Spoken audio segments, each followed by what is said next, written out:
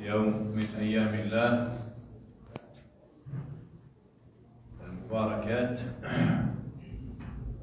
شهر رمضان، شهر الطاعة، شهر القرآن، شهر التذاكر، وشهر الجود، شهر السخاء بالنفس وبالمال وبالوقت. اخترت لكم كما قيل لكم موضوع الفوز والنجاة في الدنيا والآخرة بمجاهدة النفس.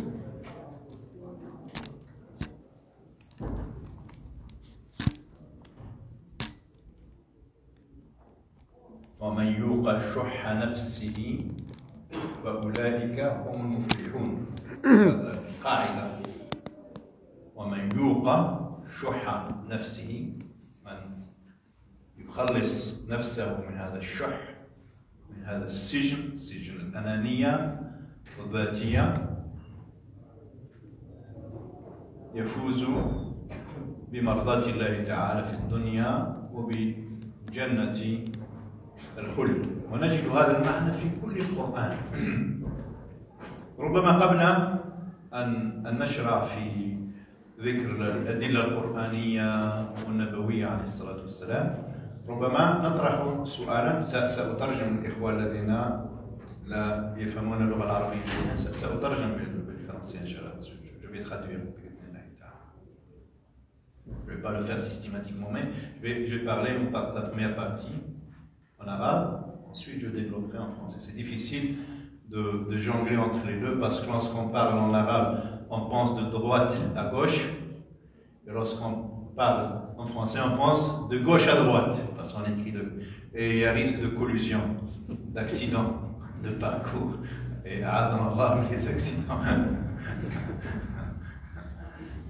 Mais il y a des chouurs qui le font. Cheikh Haroun, par exemple, excellent cheikh, il jongle.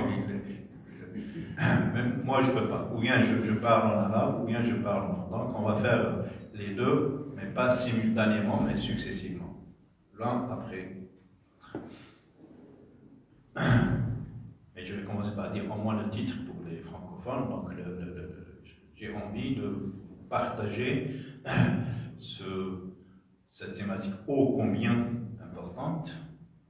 Il y a de vrai que ça, c'est la recherche du salut d'Allah, d'être sauvé, de sauver sa peau. De toute façon, les trois monothéismes,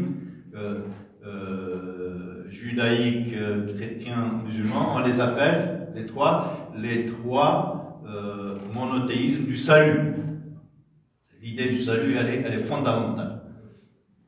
Tout ce qu'on fait, on le fait pour sauver notre peau de l'enfer et pour agréer Allah subhanahu wa ta'ala et mériter d'être dans son voisinage paradisiaque. D'où le titre chercher le salut, ou qu'était le salut, par l'entretien de l'âme. السؤال الذي يطرح نفسه في البداية قبل أن ندخل في الموضوع، عندما نقول العمل من أجل الفوز بمرضاة الله تعالى وبجنته،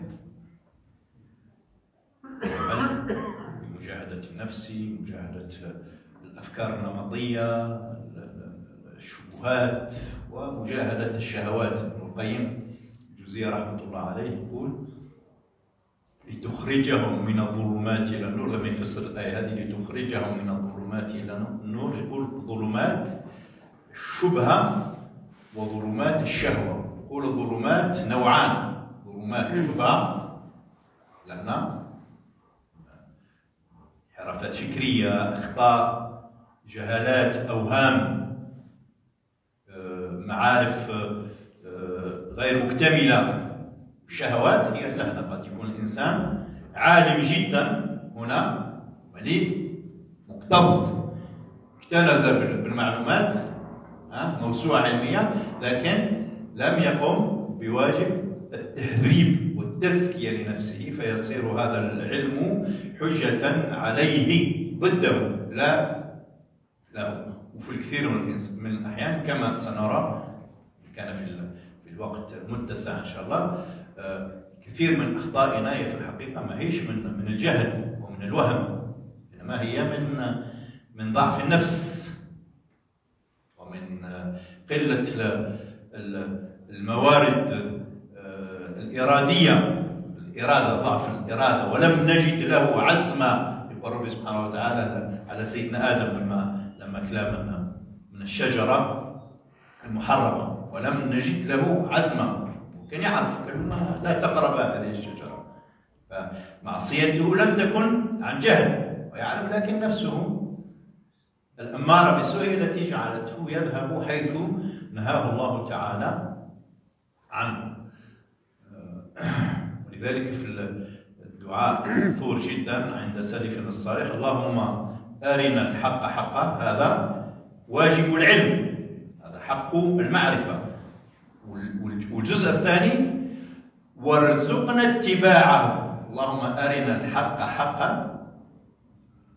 والثاني: وارزقنا اتباعه. قد يريك الله الحق حقا واضحا محصحصا. الآن حصحص الحق كما جاء في سورة يوسف، لكن النفس لا تقدر، ليس لها من العزيمة ومن الإرادة ما تقدر أن تجعل حياتها متطابقة مع قناعاتها. من أعلم وأعرف بالله مثل الشيطان؟ كان في جوار الله سبحانه وتعالى، كان في حكم الملائكة من المقربين.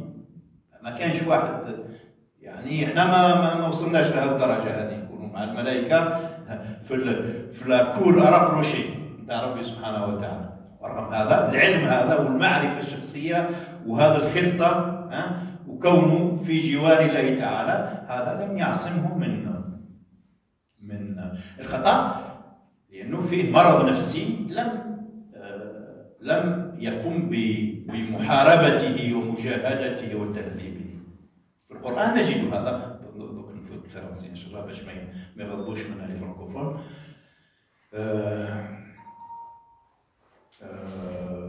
ولو ترى إذ وقفوا على النار، اسمع منها، ولو ترى إذ وقفوا على النار فقالوا يا ليتنا نرد ولا نكذب بآيات ربنا ونكون من المؤمنين. هم على شفا جرف، على الحافة نتاع النار، شافوها يوم القيامة، عاذنا الله وإياكم من النار.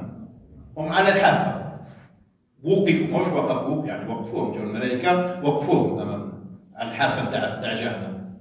ولو ترى إذ وقفوا على النار فقالوا يا ليتنا نرد ولا نكذب بآياتنا ونكون من المؤمنين. ماذا يقول الله تعالى ردا عليه؟ بل بدا لهم ما كانوا يخفون من قبل ولو ردوا لعادوا لما نهوا عنه وإنهم لكاذبون. يا سبحان الله، يعني هذو الناس يهزم ربي سبحانه وتعالى يحطهم على حافة جهنم يشوفوها، والله لا هم مش يقراوها، يشوفوها ويتردم يقول يا ليتنا نرد ولا نكذب بآيات ربنا ونكون من المؤمنين. لكن ربنا سبحانه وتعالى يقول لا، ولو ردوا، يكون يهزهم ورجعهم للدنيا، ولو ردوا لعادوا لما نهوا عنه وإنهم لكاذبون. لماذا يا ترى؟ لأنه les mêmes causes produisent les mêmes effets. شيء إنه الإنسان يعصي مش بسبب جهله بالجنة وبالنار، يعصي لأنه لم يقم بواجب تزكية نفسه وتهذيبها وتربيتها والتوبة بعد كل خطيئة. استرسل، ضربوا باللي ما راح يعيش الدهر كله يسترسل. كلنا نخطئ، ما في واحد يكذب يكذب ويكذب القرآن الكريم.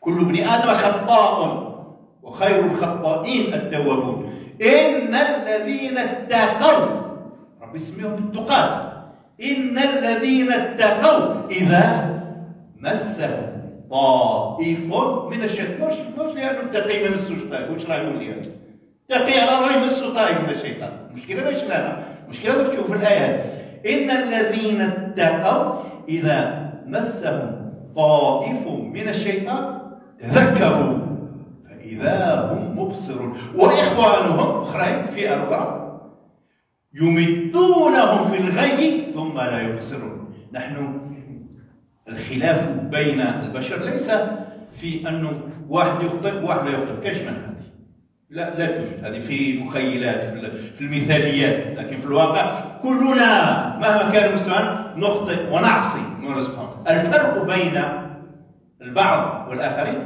البعض لما يخطئ يزال ويرجع ربي سبحانه وتعالى ويتوب ويبكي ويكذب، يزيد يخطئ معليش لكن يزيد يرجع. ما كانش ان التيماتوم، ما كانش ان ديلي.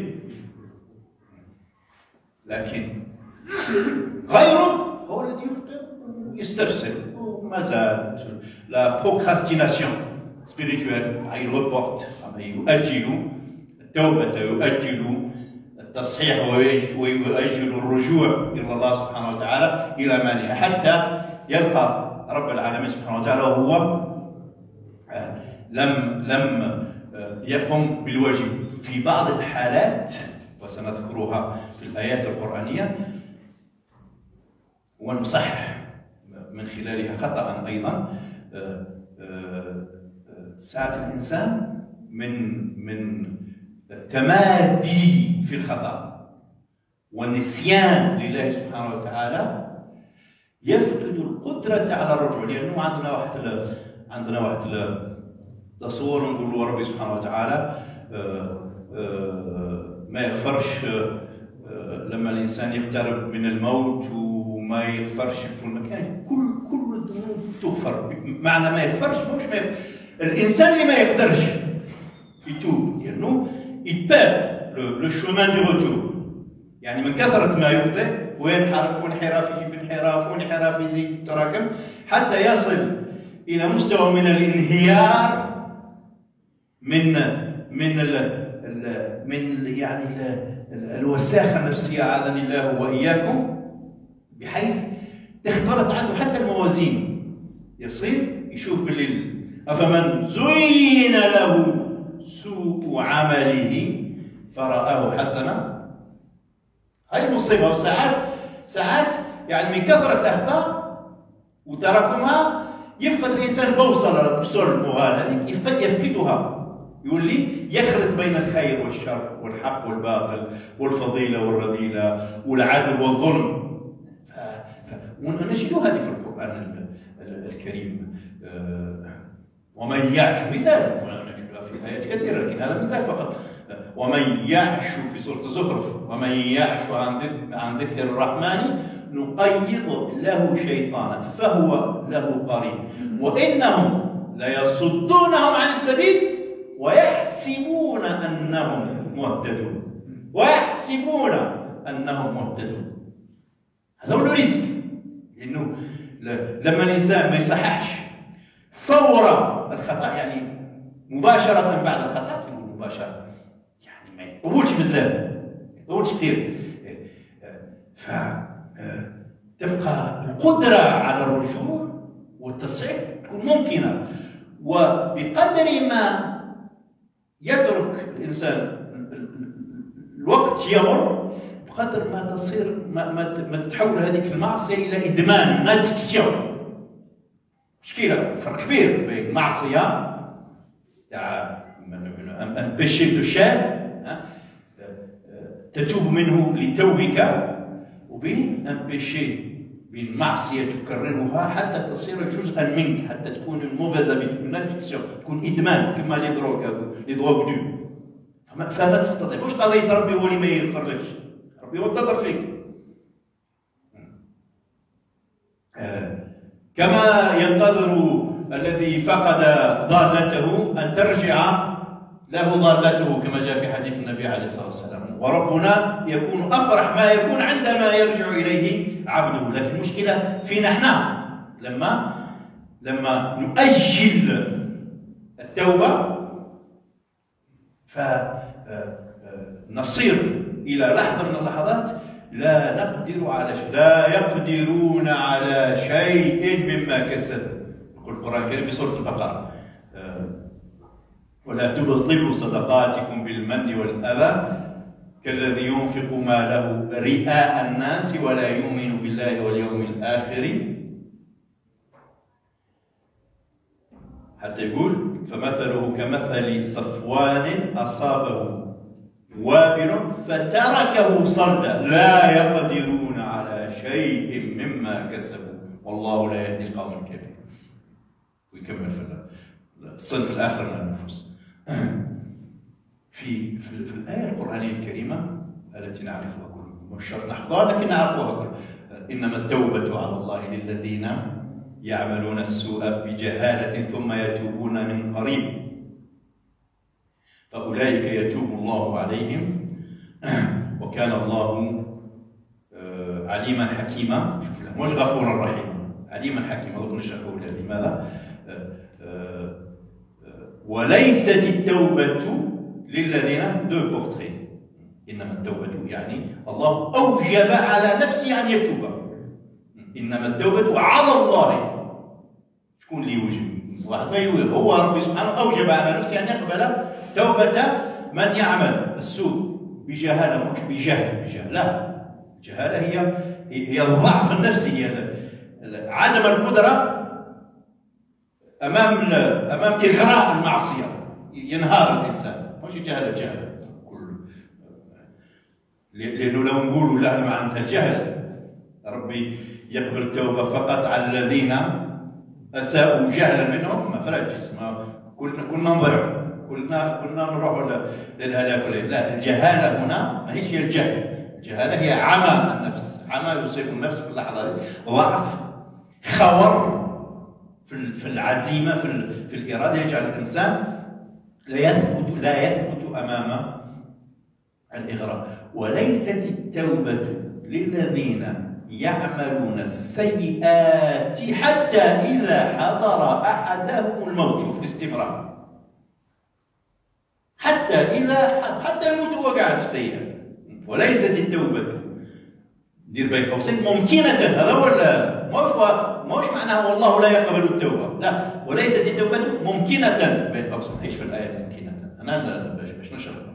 ليست التوبة ممكنة، وليست التوبة للذين يعملون السيئات حتى حتى إذا حضر أحدهم الموت قال إني تبت الآن، ولا الذين يموتون وهم كفار أولئك أعتدنا لهم عذابا أليما. Je vais traduire.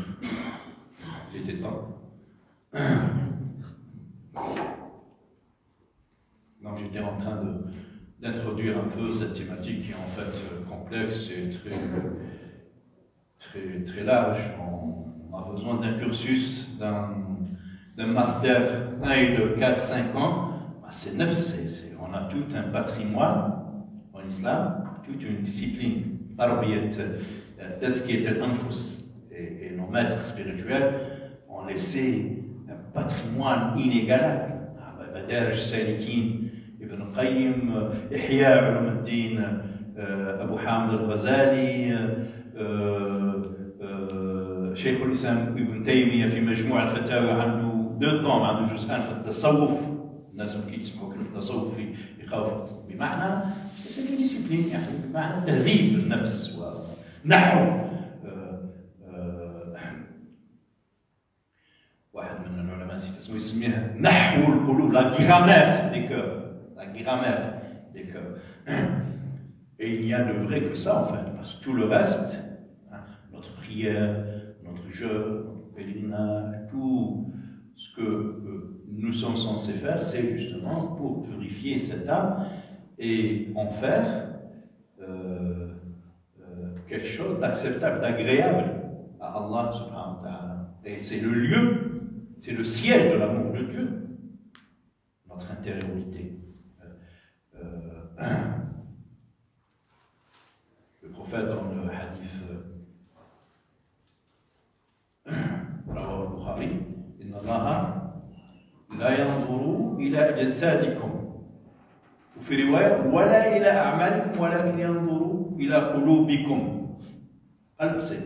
C'est vraiment le moteur. Sayyidina Ibrahim dans le Coran, Allah il fait dire à Ibrahim dans ce beau dua, dans cette longue prière, douce et longue prière, يوم لا ينفع مال ولا بنون إلا من أتى الله بقلب سليم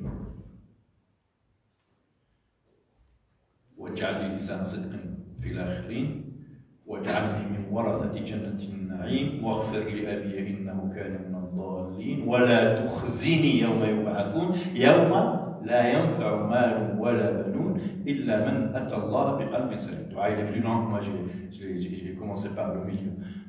Donc, et ne m'humilie pas, de l'humiliation, ne m'humilie pas Allah, le jour de la comparution, le jour où je comparaîtrai devant toi, ce jour où rien ne viendrait intercéder en faveur de l'être humain, de l'homme, avec un grand H, et la femme aussi bien sûr, de l'humain.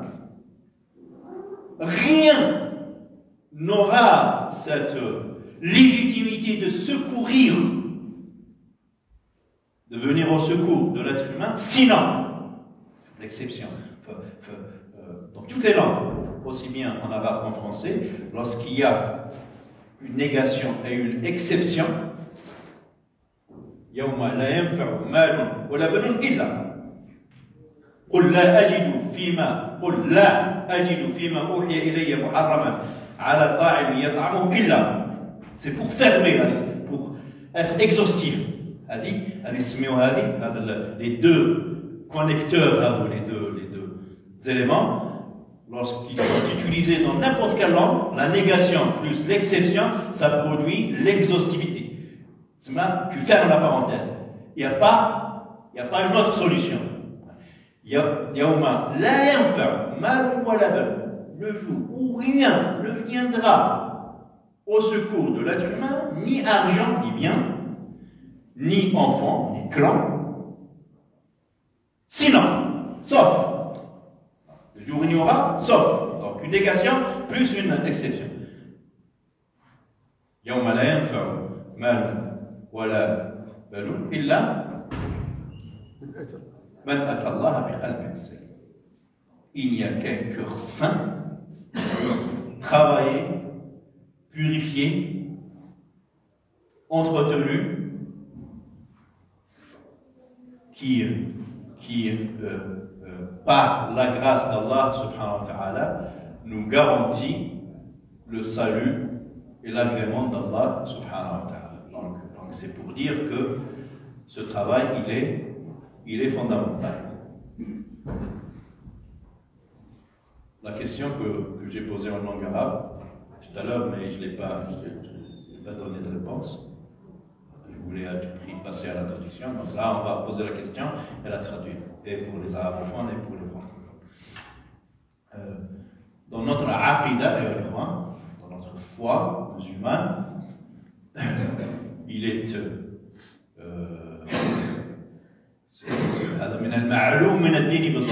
donc ça fait partie des notions fondamentales que nul n'a le droit de méconnaître, d'ignorer. C'est vrai que travailler, œuvrer, être dans le bel agir, non seulement l'agir, mais le bel agir est c'est important, mais ce n'est pas suffisant. C'est une condition nécessaire, mais pas suffisante, comme on dit en mathématiques. On est obligé de faire ses œuvres, d'accomplir ses œuvres, pour plaire à Allah, mais il faut savoir que ce ne sont pas les œuvres qui vont nous faire mériter le salut éternel, mais c'est la grâce. Ça traverse le judaïsme, le christianisme et l'islam, cette dialectique entre l'effort et la grâce. Est-ce qu'on mérite le salut par le seul effort, n'est-ce pas? Ou alors, il nous faut, en plus de l'effort, la grâce d'Allah subhanahu wa ta'ala. Le Coran, en fait, le Coran, il ne fait pas trop de différence entre l'effort et la grâce. بين العمل والفضل الرباني. Il fait pas de... Parce qu'il considère que l'effort lui-même est de l'ordre de la grâce. Le seul fait que Allah subhanahu wa ta'ala te mette dans l'effort, tu viens ici faire ta prière, c'est hada fadlun min Allah. Vous voyez? Donc c'est pour ça que dans notre tradition musulmane, dans notre littérature théologique, on ne fait pas trop de distinction. Être dans l'effort, c'est déjà être voulu par Allah. Il y a le mourid et le mourad. Le mourid, c'est celui qui veut, qui désire Allah. Et le mourad, c'est celui qui est désiré par Allah, capté. Voyez-le. Et même en étant un mourid, hein, je désire Allah, en accomplissant les belles œuvres. Donc le simple fait de faire ça, eh ben, je suis un mourad, je suis désiré. Ben, c'est lui en fait qui m'a permis, qui a créé en moi ce déclic, n'est-ce pas, qui m'a chargé de cette motivation, hein, pour me mobiliser, me faire aimer la ta'a, la ibada. Déjà, je suis dans la grâce. C'est très important de le dire, mais ce n'est pas de la philosophie, hein. On le lit dans le Coran, on lit par le jeu de un paragraphe, entre autres. Hein.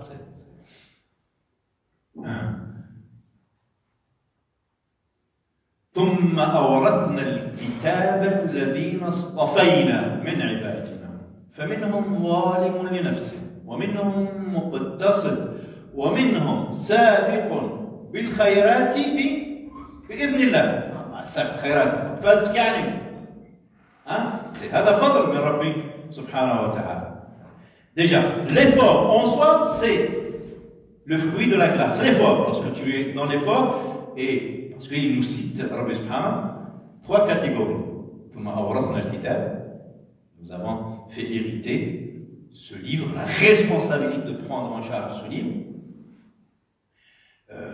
Ceux que nous avons choisis parmi nos serviteurs. C'est beau.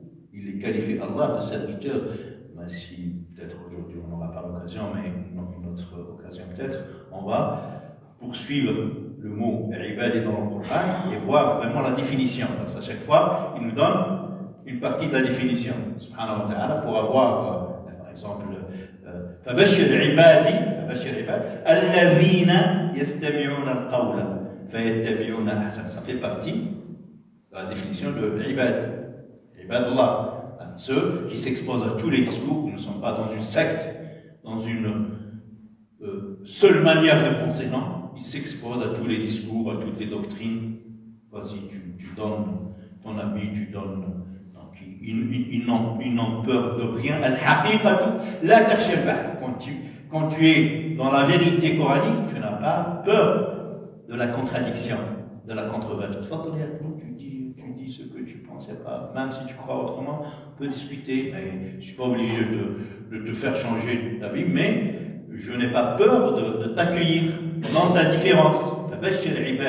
Ce sont les... C'est pas facile. Voilà, c'est pas facile. D'accueillir l'autre dans sa différence. الله ثالث ثلاثة، الآخر يقول لك نحن شعب الله المختار، الآخر يقول لك البقرة هي إلهي. Et toi, tu accueilles tout le monde et tu discutes. Et tu leur offres l'hospitalité. Et ton cœur brûle d'envie et de désir de les voir rejoindre le droit chemin coranique.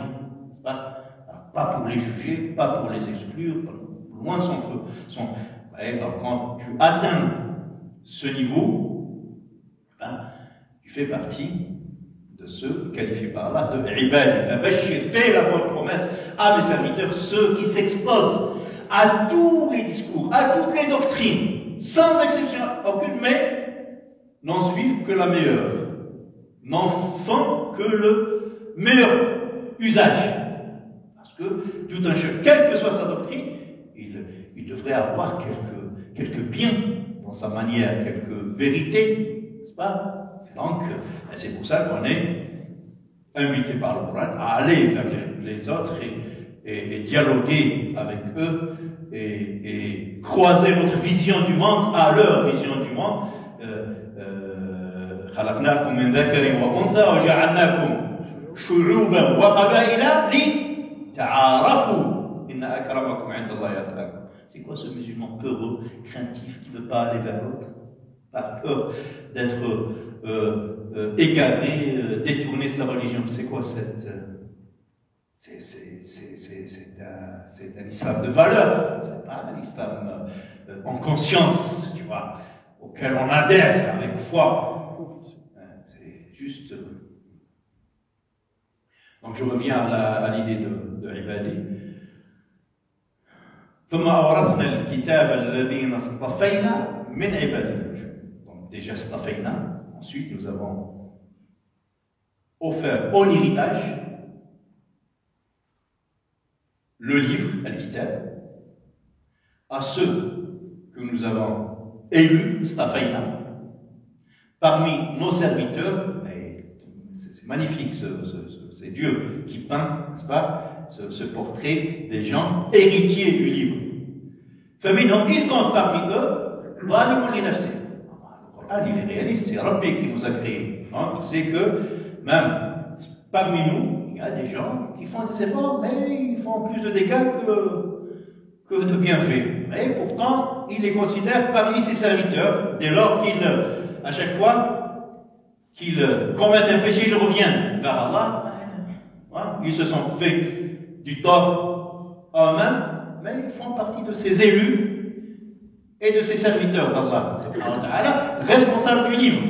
C'est important. Ça, c'est notre élément fédérateur. Nous sommes tous des adhérents à ce livre, à vouloir le partager avec les autres. Mais en utilisant les bonnes formes aussi. C'est important.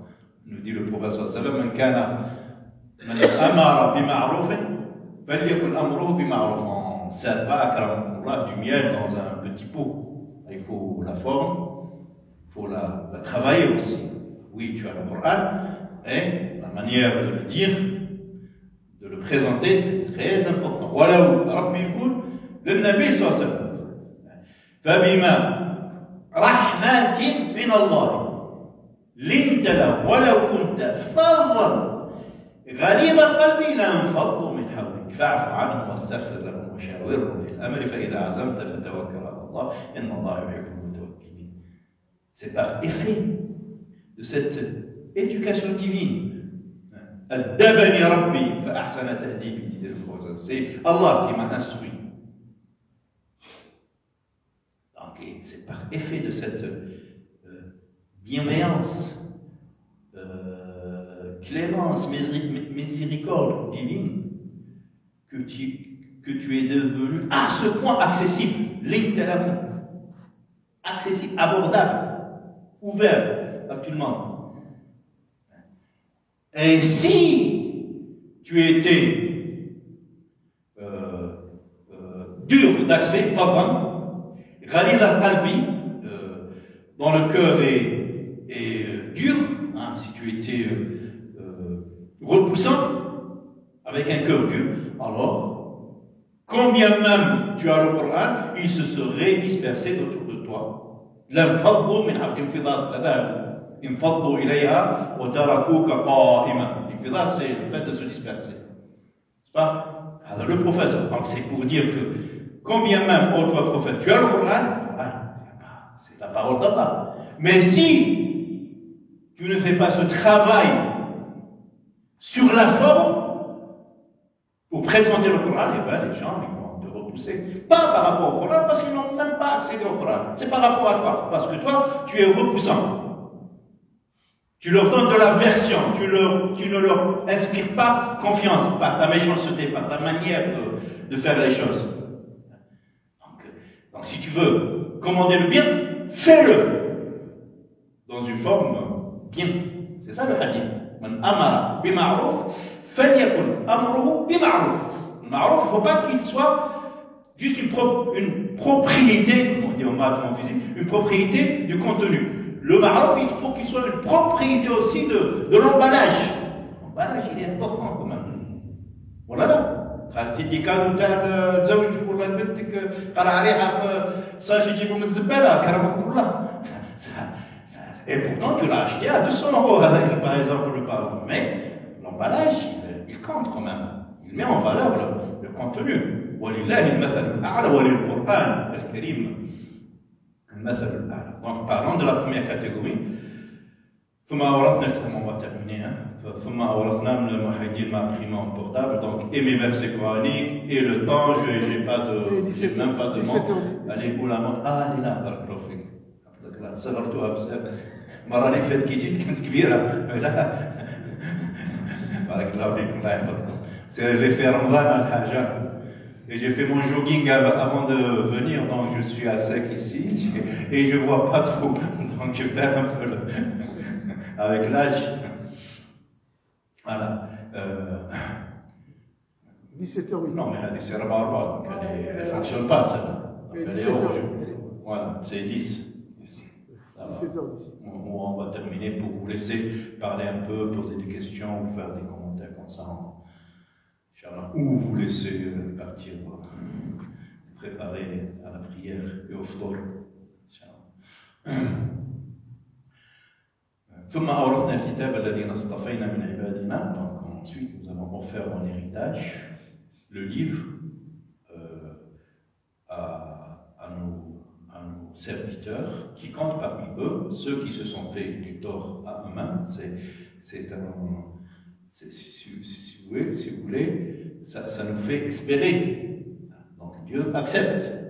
Même les gens qui traînent un peu, qui ne sont pas dans la ferveur, dans l'élan d'excellence, même un peu feignants, ils nous acceptent, subhanahu wa ta'ala. La deuxième catégorie qui sont dans l'économie, donc un peu les calculs, donc ils sont dans la prière, dans l'engagement, et un peu les mains dans la poche à tapoter sur la calculette. Tu vois, je fais, non, j'ai mes trucs privés aussi, voilà, donc on est. Et il y a la troisième catégorie qui, elle se voue pour Dieu, elle se sacrifie pour Dieu, elle se donne pour Dieu. Seule. ومنهم سابق بالخيرات بإذن الله. Et là, vraiment, comme je disais, c'est un cadeau divin, c'est la grâce en fait. Ils sont dans l'effort, mais l'effort lui-même, c'est le fruit de la grâce. C'est pas... Alors, je vous invite à garder cette image de mourid et mourad. Al-mukhlis et al-mukhlas. Dans le Coran, il y a al-mukhlas.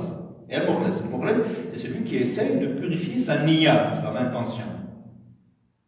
Et d'être le plus sincère possible. Al-Mukhlas, c'est lui que Dieu copte, choisit, et lui purifie sa niya. C'est un autre degré. C'est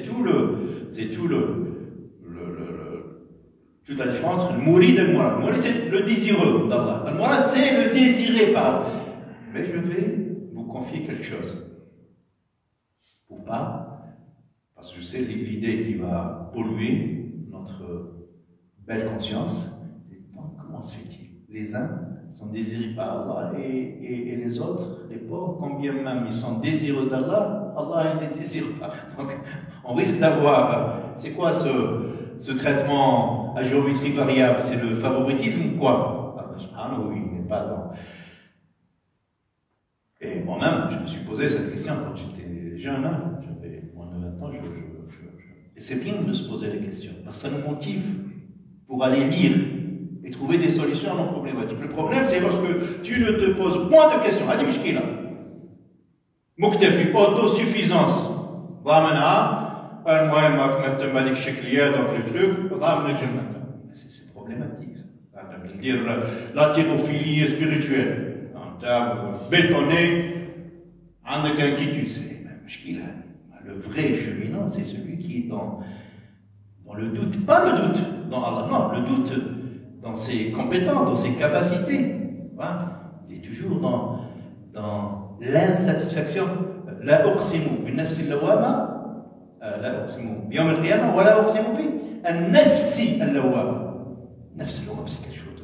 Parce que pour atteindre un nafs al-mutma'inna, l'âme rassénérer l'âme qui est dans la sérénité, la quiétude, la tranquillité. Pour atteindre ça, il faut passer par un travail d'insatisfaction, hein, d'examen de conscience. C'est le moi, tu as le mounafsek. Tu vois, tu ne l'acceptes pas comme elle est. Tu n'es jamais content de toi, en fait. Tu veux toujours le meilleur pour toi. Tu vois, c'est ça le moi. C'est pas une obsession. Toujours à être dans la culpabilité. Non, c'est pas ça. C'est juste un état d'insatisfaction qui vient en fait de ce sentiment de perfectibilité. Je sais que je suis perfectible. Je peux faire mieux. Pourquoi m'arrêter en si bon chemin? C'est ça l'idée en fait. Pourquoi m'arrêter en si bon chemin? وَلَمْ أَرَى فِي عُيُوبِ النَّاسِ عَيْبًا كَنَقْصِ. C'est Abu Tayyib al-Mutanabbi. كنقص القادرين على الكمال. ولم أرى في عيوب الناس عيبا كنقص القادرين على الكمال. Je n'ai jamais vu pire péché que ce péché chez les gens qui ont des ressources, mais qui se contentent de peu, des partisans de moins de ressources. Alors que eux, ils ont des capacités intellectuelles, spirituelles, ils sont nés pas avec une cuillère, ils sont nés avec un service. Avec un supermarché de services. Mais ils n'en font rien. Ils se contentent, ils font comme les autres. Ceux qui n'ont rien. Hein, ils n'ont ni la langue arabe, ils ont été élevés dans un milieu pas du tout musulman, mais de débauche et de dévergondage. Et ils essaient de tirer leur épingle du jeu et de donner le meilleur de eux-mêmes. Alors qu'un autre, il a la langue arabe, il a été socialisé dans un contexte musulman, islamico-musulman. Il a vécu et il se contente du très peu, le partisan du moindre effort. Et c'est pour ça que dans notre cheminement, il faut se garder de juger les autres. Le prophète sallam, un jour, alayhi salatu wassalam, dans une assemblée comme ça, il leur dit Sabaqa dirhamun alfa dirham. Qui fait ça? Quelqu'un qui a fait aumône, qui a donné généreusement 1 euro, eh ben, il devancera dans la balance d'Allah celui qui a donné 1000 euros.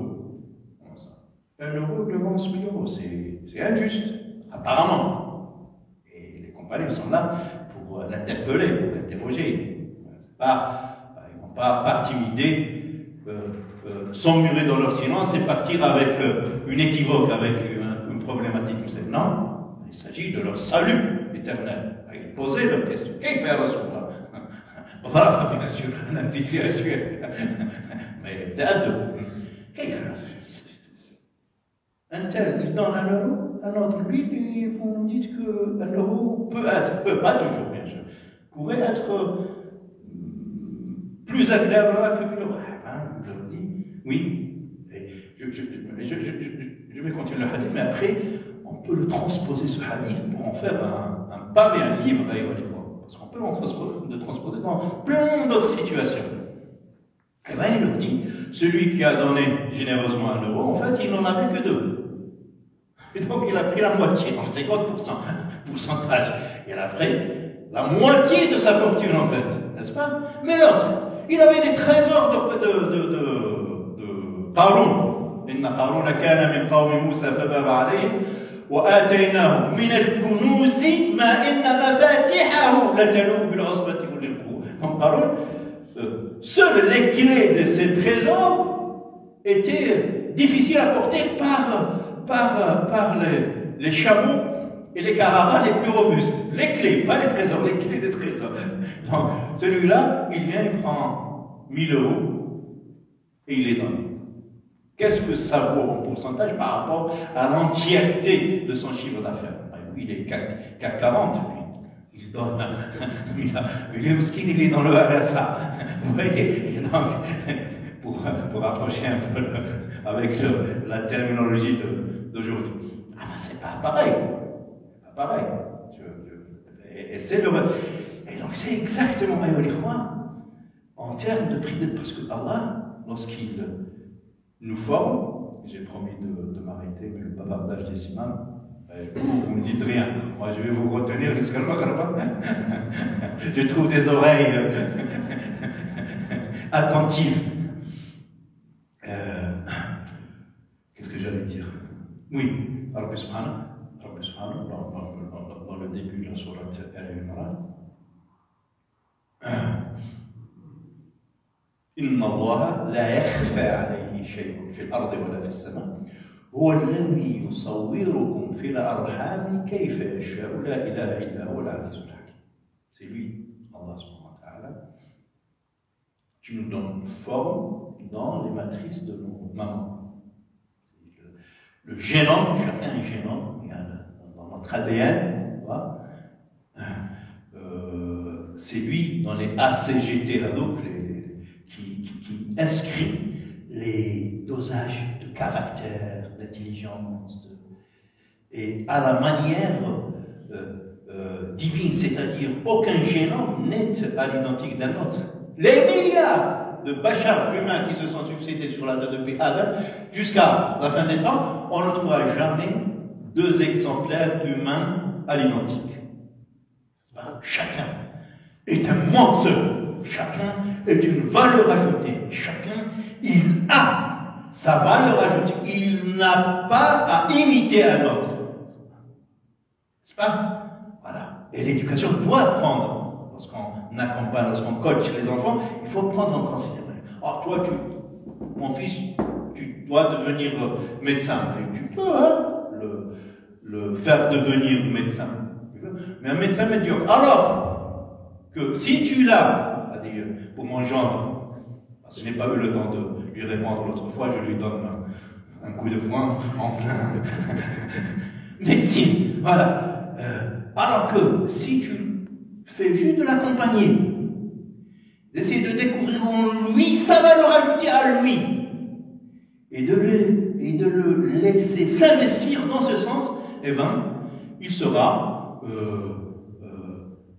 celui qui va prolonger ce que Allah a mis en lui, mais il sera une excellence, un talent inégalable. Le médecin, tu peux l'avoir, ou l'ingénieur, si tu veux, tu peux l'avoir, mais tu vas avoir quelque chose de... Et ce métier, il va être vécu comme corvée par l'enfant, n'est-ce pas? L'enfant ne s'épanouira pas une fois adulte dans un métier qui lui a été imposé. Alors que si tu fais juste de l'accompagner, pas de le laisser dans la fainéantise, il faut qu'il travaille, mais pas lui imposer tes choix à toi. Il faut, n'est-ce pas, chercher en lui sa prédisposition. Inna Allah qasama baynakum akhlaqakum kama qasama baynakum arzaqakum. Allah a distribué d'entre vous ses prédispositions intellectuelles, spirituelles, psychologiques, comme il a distribué vos biens, le risque humain. Ça se décide dans le ciel, et depuis la première naissance, Iqra'u, qawlahu ta'ala, sorte Zukhruf, وقالوا لولا نزل هذا القرآن على رجل من القريتين عظيم. La folie humaine. Donc ils prétendent avoir un droit de regard sur le choix d'Allah. Allah, il a choisi Muhammad sallallahu alayhi wa sallam. Donc l'arabe, le hachimite, eux, ils viennent dire non, si seulement il aurait choisi l'un des deux grandes personnalités de Taïf. Ils avaient de leaders, tu vois, de joueurs, comme aujourd'hui, de grandes stars dans leur tête, et ils pensaient qu'ils méritaient plus d'être choisis pour la prophétie, pas Mohammed sallallahu alayhi wa sallam. Et Allah leur dit dans le verset, Ahum yaqsimuna rahmat rabbik, sont eux qui vont distribuer la toute miséricorde d'Allah. Écoutez, miséricorde. En fait, tout ce que nous avons, ces prédispositions, sont de l'ordre de la miséricorde. Tu vois, ce savoir, cette facilité, cette aisance pour quelque chose, cette difficulté pour autre chose, pour les frères et les sœurs, parce que je parlais tout à l'heure de mouride et moral. En fait, je suis mouride je suis désireux et je fournis des efforts pour les choses qui me sont un peu difficiles, pour lesquelles je ne suis pas bien disposé.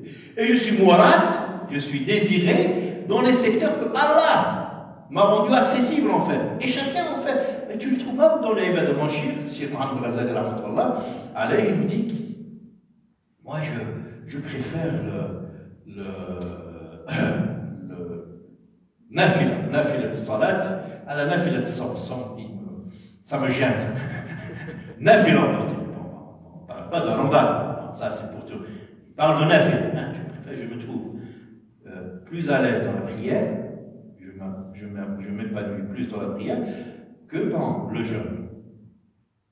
Donc, on parle des pratiques de la prière. On peut parler du manuel, de l'intellectuel. Des gens ils trouvent plus de facilité dans le manuel. Tu commences à parler avec lui en ligne, il ne comprend pas, il n'y a pas cette logique. Les connecteurs synaptiques ne fonctionnent pas bien. N'est-ce pas? Et donc il n'arrive pas à suivre la logique. 2, 3 phrases, il décroche, il ne peut pas aller jusqu'au... etc. Et donc, là où tu as besoin de faire plus d'efforts, en fait, tu es mouride. C'est toi qui fais l'effort. Et tu le vis comme corvée. Et là où tu trouves de la facilité, n'est-ce pas? Là, tu es mouride parce qu'Allah t'a déjà élu, il t'a donné. Donc, Aradaka, c'est très important. Et donc, ça, chez la même personne, sur des secteurs, elle peut être mouride, et dans d'autres, elle peut être morale. Je ne sais pas si vous suivez. Ça mérite un cours plus détaillé, mais déjà pour vous donner un ordre d'idée, pour vous mettre un peu de l'eau à la bouche, voilà. Comme ça vous allez chercher un peu dans Google, et voilà, pour approfondir la réflexion. Sayyidina Omar ibn Abdul Aziz disait لقد حبب إلي العفو. Donc il est voilà dans la capacité de pardonner aux autres. Il ne fait pas d'effort pour pardonner. لقد حبب إلي العفو حتى خشيت أن لا أؤجر عليه. Donc la capacité de pardonner aux gens m'a été rendue tellement facile, accessible, si bien que je crains de ne pas être rétribué, récompensé, parce que je ne fournis aucun effort. Je pardonne comme ça. Je distribue, hein, à la baïbou, des bisous. Non, on ne va pas parler politique, c'est Ramadan, mais il faut. Allahumma insai. Voilà, il distribue des bisous, des cœurs, des pardons. Tellement, ça lui est facile qu'il craint de ne pas être récompensé par Allah parce qu'il ne produit aucun effort. Un autre qui est colérique, lui, s'il arrive à pardonner, il rivalise avec les prophètes. Parce que ce qu'il dit, il y a dirham et dirham en fait. Vous voyez? Voilà. Donc on peut transposer cette idée de dirham et dirham à quelqu'un, tu donnes une Cadillac, une Tesla. Quoique les Européens ont décidé de boycotter Tesla. Sur une autoroute, Inch'Allah, et alors tu lui donnes, mais les jeunes ne connaissent pas la 2 chevaux, le Hajj Balaksh. Vous connaissez 2 chevaux, vous connaissez là, et ça va. Inch'Allah, j'ai quelques congénères avec moi. Tu lui donnes la 2 chevaux, mais sur une piste détériorée, où tout le monde dit la course, et tu leur demandes de faire. C'est pas logique, hein? Ils font la course, mais toi, tu vas prendre en considération, tu vois, les conditions de course de la Tesla sur une autoroute, et le conducteur, il est bien nourri, repas équilibré, hein, et l'autre skin, il est sous-alimenté, l'autre il est mort, skin 72 heures, l'autopsie, ما لقاوش لقمة في بطنه ما تقولوش الاسم تاعو 72 heures ما لقاوش لقمة في المعدة تاعو. Alors, ou t'as une 2 chevaux, ou fait une piste, le harf, un terrain labouré, hein, ou de l'on dit la course. Nous, on ne peut pas. Mais Dieu, lui, il peut juger. il a ces équations différentielles. Pourquoi je dis différentielles? Parce que ces équations prennent en considération les différences, ces subtilités. Yawma nada'u al-mawazin al-qista li yawm al-qiyamah. Quel verset! Le jour où nous établirons les balances, les balances qui pèsent la pomme de terre ou le pastèque, la balance qui pèse les carats. Voilà, c'est pas. Quelle la balance qui pèse, la balance divine, qui pèse les intentions, la qualité des actes, ça c'est autre chose. Et donc, il n'y a que Dieu, Allah, subhanahu wa ta'ala, qui peut dévoiler tous les paramètres qui nous sont cachés à nous-mêmes et donner des jugements qui vont nous surprendre le jour du jugement. On va être surpris. C'est qu'avec le soulève avec, il se trouve meilleur que moi, qui n'a pas raté les prières pendant 60 ans. C'est pas, encore une fois, mais tu seras surpris, mais après, il t'expliquera la comptabilité et tu dis Alhamdulillah. tu vas être convaincu par les calculs d'Allah subhanahu wa ta'ala. Je termine parce que tout à l'heure j'ai dit le fadl. Il concerne l'effort et il concerne la réussite ultime, c'est-à-dire le fawz bil akhirah. Dans le même verset, je termine sur ça. ثم أورثنا الكتاب الذين اصطفينا من عبادنا فمنهم ظالم لنفسه ومنهم مقتصد ومنهم سابق بالخيرات بإذن الله ذلك هو الفضل الكبير. جنات عدن يدخلونها يحلون فيها من أساور من ذهب ولؤلؤا ولباسهم فيها حرير وقالوا الحمد لله الذي أذهب عنا الحزن إن ربنا لغفور رحيم الذي أحلنا دار المقامة من فضله الذي أحلنا, celui qui nous a fait résider cette résidence éternelle دار المقامة في المقامة من فضله لا يمسنا فيها نصب ولا يمسنا فيها لغوب. Donc, le fait d'être dans cette demeure, dans cette résidence éternelle au voisinage d'Allah, c'est le fruit de la grâce. Min fadli. Ce n'est pas nos efforts qui ont fait que nous méritions cette situation.